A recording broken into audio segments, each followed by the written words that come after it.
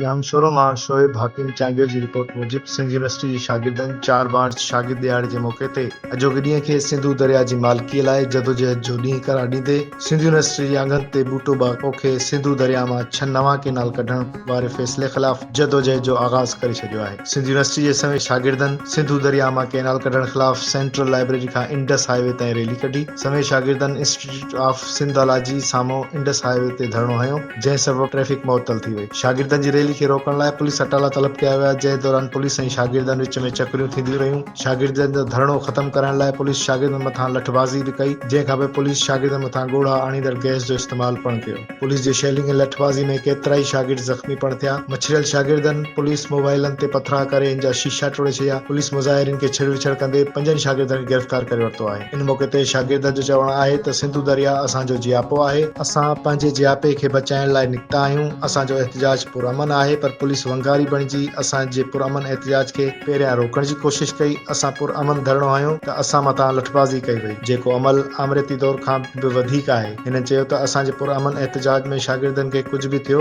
त इन जी ज़िम्मेवार सिंध यूनिवर्सिटी इंतिज़ामिया हूंदी। ॿिए तरफ़ शागिर्दनि ऐं पुलिस विच में छिकताण खां पोइ जामशोर ज़िले जे मुख़्तलिफ़ थाणनि जी पुलिस सिंध यूनिवर्सिटी घुराई वई आहे। पुलिस मुख़्तलिफ़ हंधनि ते चढ़ाइयूं करे लॻभॻि 15 खां वधीक शागिर्दनि खे गिरफ़्तार करे वरितो आहे।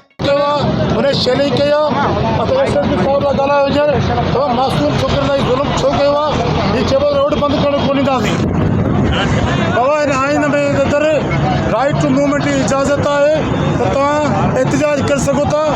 सिंध हींअर सूरत हाल मां गुज़रे पई ऐं हालत इहा आहे त सिंधू मथां केनाल ठहनि पिया। असां हिननि खे पंजाब रियासत साम्राज खे इहो ॿुधाइण चाहियूं था जेसिताईं सिंध जो हिकु बचो